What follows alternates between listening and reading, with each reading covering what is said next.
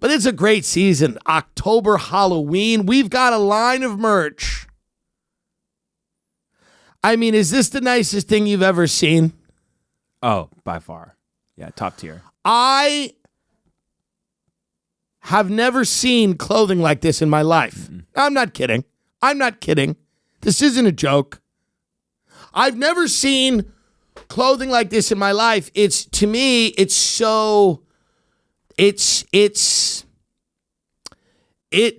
epic, and it stays. It's amazing, and it can be worn in all seasons and all climates, which many clothes cannot be.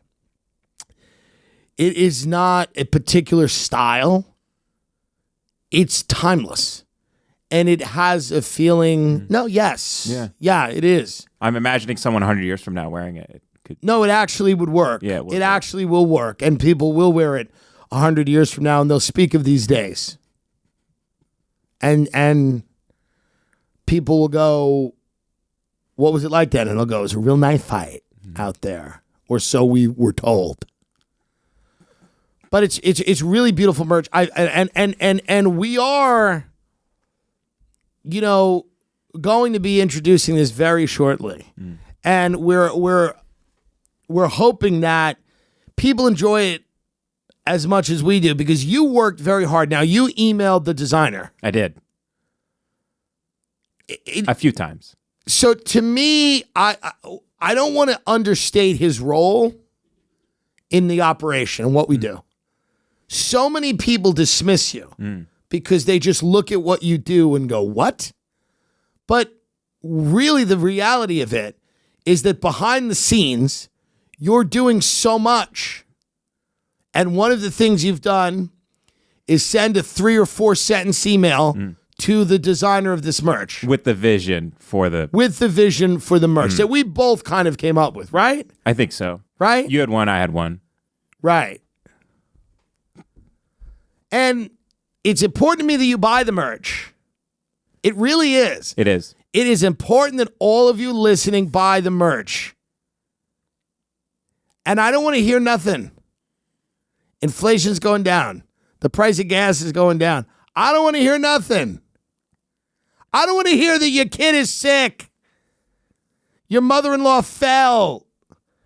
The job's not what it used to be. The hours are getting crunched. The neighborhood's changing. The taxes are up. The water's brown. You got a pain in your lower back. I don't want to hear that you're vomiting and shitting more than you used to. That you wake up in the middle of the night shivering. I don't want to hear that you don't have anything to believe in and your kids hate you because you can't provide them with the style of life that their friends have. I don't want to hear that you can't get hard to fuck your wife because she's fat now because she's eating our poison food. I don't want to hear that you can only jerk off to women getting beaten on the internet because you resent your wife because she finished college and you didn't. I don't want to hear that you have 3 dogs and 2 of them need operations and you can't afford it and one of them's starting to smell. I don't want to hear that your father doesn't look you in the eye because he's ashamed of the man that you've become. I don't want to hear any of that. I want you to go buy this merch. And I want you to wear it. And all those problems are fucking minuscule when you're supporting a podcast you like, that you enjoy. And people go, what is that? And you tell them, oh, it's a show I like. And they go, how's your wife? Go, well, let's talk about something that's beautiful. Let's talk about art. Let's talk about a couple of guys that sit in a room and do their hot takes every week that I like. I like it.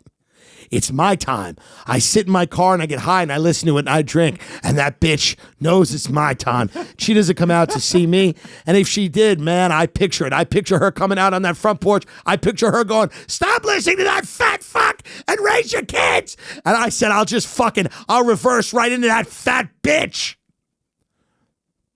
But she never comes outside because she's watching Gutsy.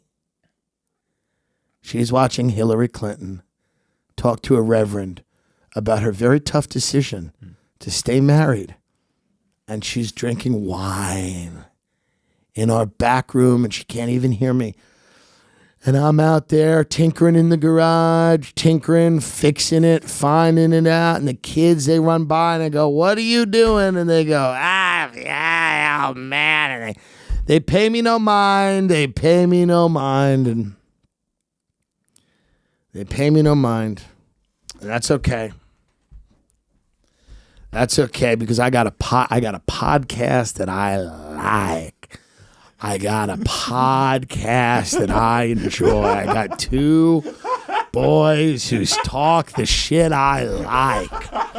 I don't care what this family ends up doing. This family's not going to produce generations of wealth. It's not going to produce happy people. It will end.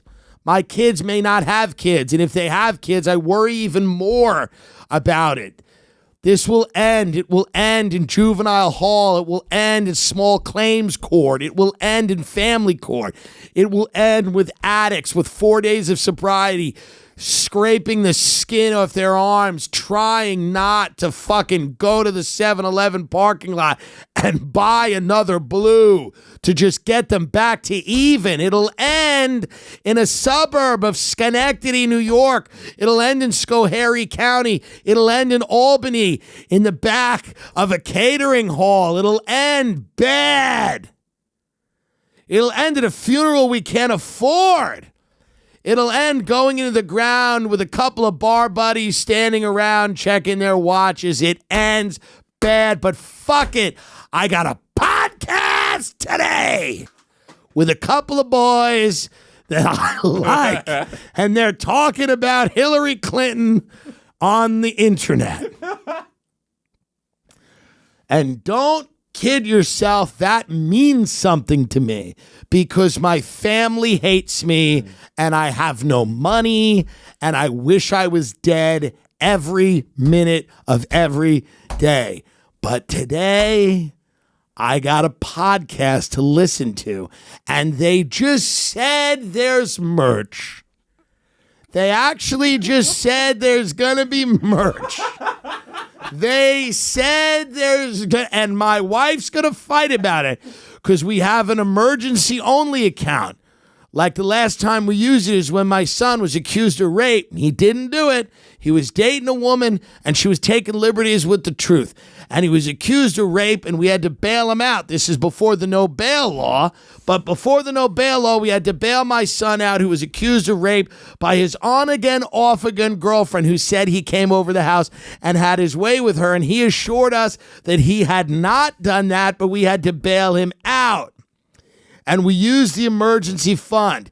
The other time we used it is when my car broke down. My wife was using my car. She's a server at a local rest stop. And she had to fix the car with the emergency fund. We've reserved it for those types of things. Son's problems and the wife needing to get to work. But I swear to God, if I don't get that merch, if I don't support this guy, yes, he has 3 houses. He deserves 8. He deserves 8. And I'll tell that to my wife, my fat wife, when she looks at me and goes, "Do you think he needs more?" You don't know what he needs. He's not like us.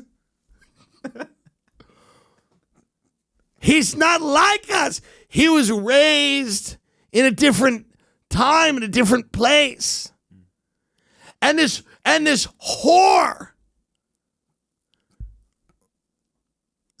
will look at me and she'll go, "How dare you spend our fucking money on merch for this pig, this fat pig?"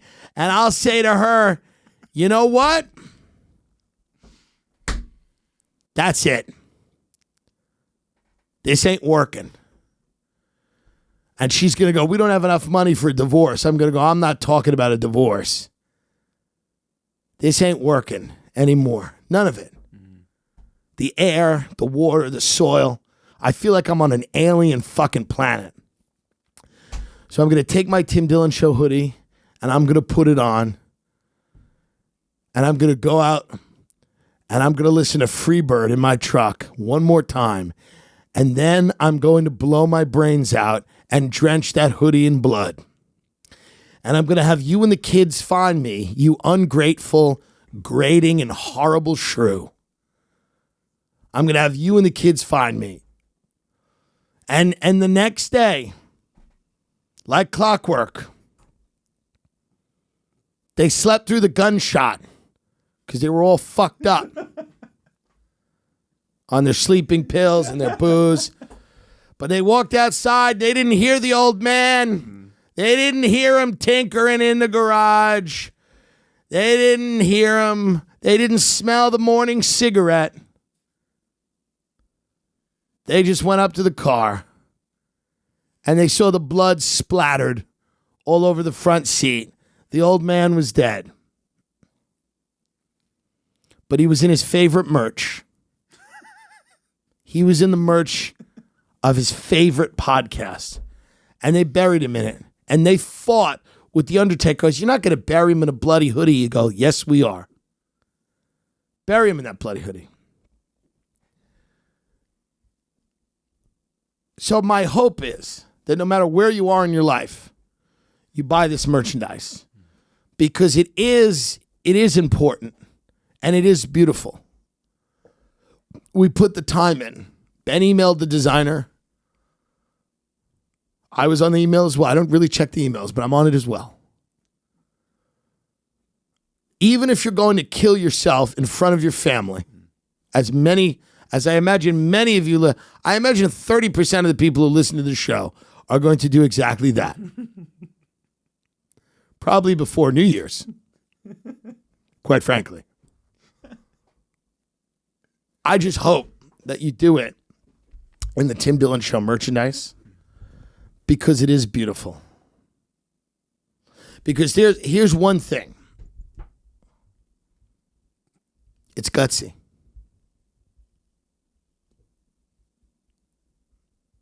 You know who Hillary Clinton should have had on that show? Vince Foster's wife.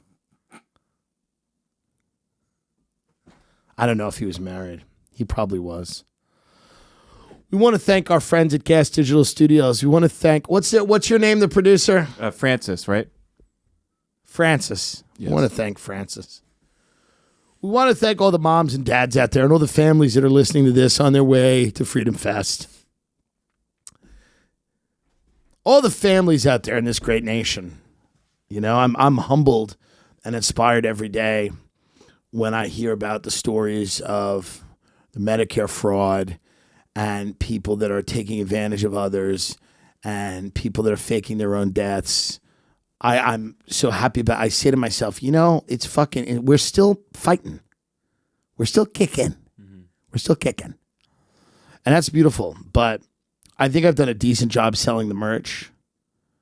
And we're going to launch it soon, motherfuckers. You can sign up at timdilloncomedy.com at the bottom. How about you go and sign the fuck up at timdilloncomedy.com. You go sign up right now because I'll tell you right now, it's really beautiful.